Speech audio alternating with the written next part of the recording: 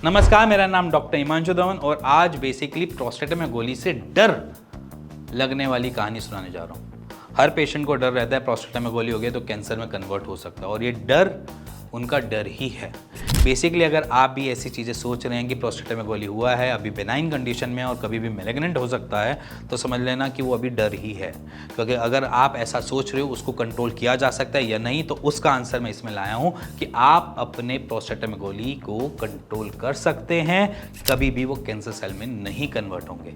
Cancer cell सबके शरीर में होते हैं, कोई भी होमोसैपियन है या ह्यूमन है उसको कैंसर सेल उसके शरीर में मिलेंगे, बट उसको एक्टिव करना या अनएक्टिव करना वो हमारे हाथ पे होता है। और एक्टिव करने के लिए सबसे पहली चीज़ क्या होती है कि हमारा खाना एक इतनी मेजर चीज़ें हैं कि जो आप इनटेक करते हो उसी से हमारी बॉडी का स्ट्रक्चर, हमारी सारी चीज़ें, रोल, सारी चीज़ें उसी के ऊपर डिपेंड करती हैं।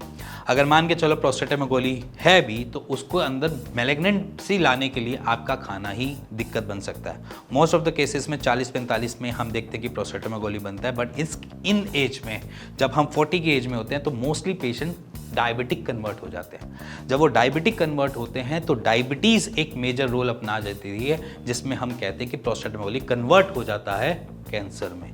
वो इसलिए होता है, उसके पीछे रीज़न देखना, कितने भी केसेस में देख लो या कितनी भी स्टडीज़ में देख लो, जब हम डायबिटिक होंगे या शुगर रेजिस्टेंस होंगे तो हमारे सेल्स को बहुत ज़्यादा क्या मिलता है, शुगर लेवल इंक्रीज्ड। इसकी वजह से वो कैंसर में कन्वर्ट होने में ज़्यादा टाइम नहीं लगाते। तो इसीलिए कह रहा हूँ, सबसे पहले कंट्रोल योर डायबिटीज़। आप कंट्रोल करो अपने डायबिटीज़ को, जिससे प्रोस्टेटेमेगोली कभी कैंसर में कन्वर्ट ही ना हो।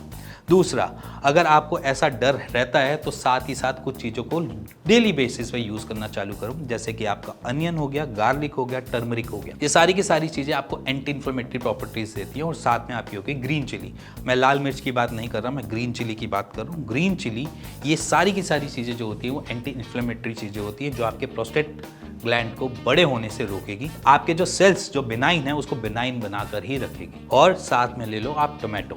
बस ये चीज़ें हमारे वैसे भी मसालों में होती थी, हमारे एंशिएंट मसालों में ये चीज़ें इसलिए डाली जाती थी कि हमारी बॉडी में कैंसर सेल ना पनपे। अगर देखा जाए तो हमारे जो एंशिएंट टाइम के लोग थे उन्होंने ये पहले से ही प्रैक्टिस में लेकर आ चुके थे, तो इसीलिए उन्होंने ऐड ऑन करने चालू करे हमारे डेली बेसिस के फूड आइटम्स में, और ये रिक्वायरमेंट पक्का है। आप समझ गए ना कि डायबिटीज़ नहीं होनी चाहिए। अगर डायबिटीज़ है तो कंट्रोल करके रखनी है, चाहे उसके लिए हमें मेडिसिन खानी पड़े, चाहे हमें उसको आयुर्वेद के सपोर्ट से लाने पड़े, या फिर उसके लिए हमें एक्सरसाइज क्यों ना करनी पड़े। सारी जतन करेंगे अपने डायबिटीज़ को कंट्रोल करने में। दूसरा, अपने फूड आइटम में ये सारी चीज़ों को ऐड ऑन करेंगे, जिससे हमारा प्रोस्टेटेमेगोली बेनाइन कंडीशन में रहे, कभी भी मैलिग्नेंट कंडीशन में ना पहुँचे। इसी के साथ अगर आप ये चाहते हैं कि ये वीडियो थोड़ी आपको हेल्प करी हो और आप चाहते हैं कि मैं आपके लिए इसके रिगार्डिंग और वीडियोस बनाऊं, तो प्लीज़ आप कमेंट कीजिए, मैं उसके रिगार्डिंग आपके लिए वीडियो जरूर बनाऊंगा। इसी के साथ मिलेंगे नेक्स्ट वीडियो के लिए, तब तक के लिए नमस्कार।